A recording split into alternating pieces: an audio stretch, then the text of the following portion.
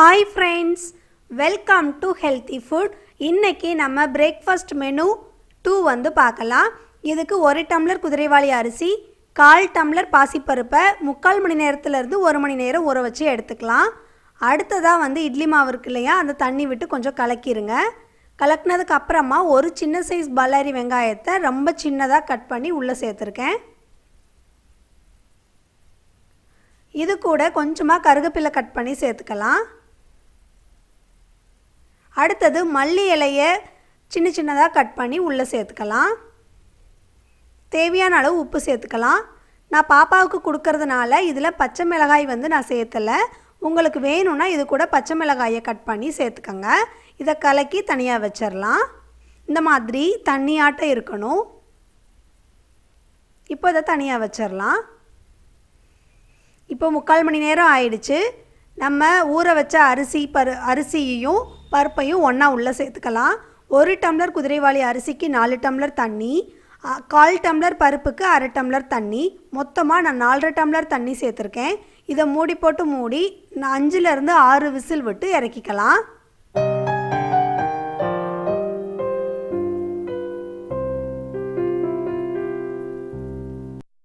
அடுத்ததாக தேங்காய் சட்னி அரைச்சிடலாம். தேங்காயை கட் பண்ணி உள்ளே சேர்த்துருக்கேன். அது கூட கொஞ்சமாக இஞ்சி, கொஞ்சமாக பூண்டு, காரத்துக்கு ஏற்ப பச்சை மிளகாய் சேர்த்துக்கோங்க. நான் 1 பச்சை மிளகாய் சேர்த்துருக்கேன். கருவேப்பிலை இலை 5-6 கருவேப்பில் போட்டுக்கோங்க. 2 டேபிள் ஸ்பூன் அளவுக்கு பொட்டுக்கடலையை சேர்த்திக்கலாம். தேவையான அளவு உப்பு சேர்த்து இதை அரைச்சி எடுத்துக்கலாம்.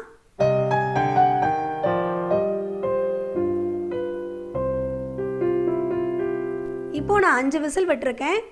ப்ரெஷர்லாம் நல்லா ரிலீஸ் ஆகிடுச்சு. இப்போ ஓப்பன் பண்ணி பார்க்கலாம். இங்கே பாருங்கள், சூப்பராக வெந்திருக்கு. இதை வந்து கரண்டி வச்சு நல்லா கலக்கிடுங்க.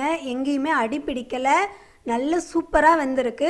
ஒருவேளை இதில் தண்ணி ஏதாவது மிதந்துட்டு இருந்துச்சு அப்படின்னா ஒன்றும் பிரச்சனை இல்லை. நல்லா கலக்கிட்டு கொஞ்சம் நேரம் விட்டிங்கன்னா இஞ்சிக்கும். இப்போ இதை நம்ம தாளிச்சிடலாம். 2 டேபிள் ஸ்பூன் நான் நெய் சேர்த்துருக்கேன். உங்களுக்கு நெய் அதிகம் பிடிக்காது அப்படின்னா 1 டேபிள் ஸ்பூன் நெய், 1 டேபிள் ஸ்பூன் எண்ணெய் சேர்த்துக்கோங்க. இப்போ நெய் உருகட்டும். உருகுனதுக்கு அப்புறமா சீரகம் 1/2 டீஸ்பூன் சீரகம் சேர்த்துக்கோங்க. கருவேப்பில் சேர்த்துக்கலாம்.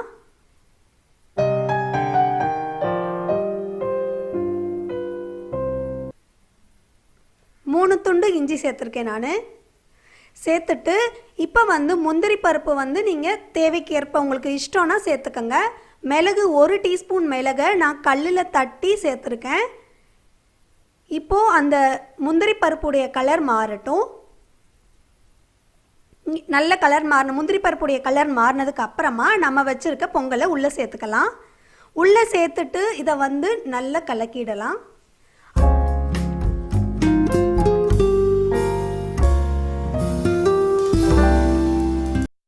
அடுத்ததாக தோசை சட்டி அடுப்பில் வச்சுட்டு நம்ம தயார் பண்ணி வச்ச மாவை இந்த மாதிரி ஊத்தாப்பமாக சின்ன சைஸில் ஊற்றி எடுத்துக்கலாம். அப்போ தான் சாப்பிட்றதுக்கு சூப்பராக இருக்கும்.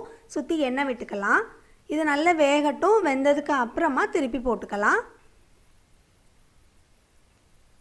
வெங்காயம் இருக்கிறதுனால கொஞ்சம் மீடியம் ஃப்ளேமில் வச்சு வேக விடுங்க. ஹை ஃப்ளேமில் வேண்டாம்.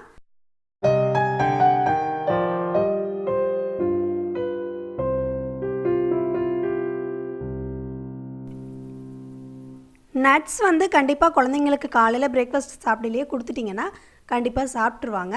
அதனால் இது கூடயே நான் வச்சிடுறேன். அவ்வளோதாங்க, ஹெல்த்தியான பிரேக்ஃபாஸ்ட் பண்ணி முடிச்சிருக்கோம். கண்டிப்பாக நீங்கள் செஞ்சு பாருங்கள். செஞ்சு பார்த்துட்டு உங்கள் கமெண்ட்ஸ் வந்து எனக்கு ஷேர் பண்ணுங்கள். இதுவரையும் நம்ம சேனலை சப்ஸ்கிரைப் பண்ணாதவங்க கண்டிப்பாக நம்ம சேனலை சப்ஸ்கிரைப் பண்ணுங்கள். தேங்க்ஸ் ஃபார் வாட்சிங்.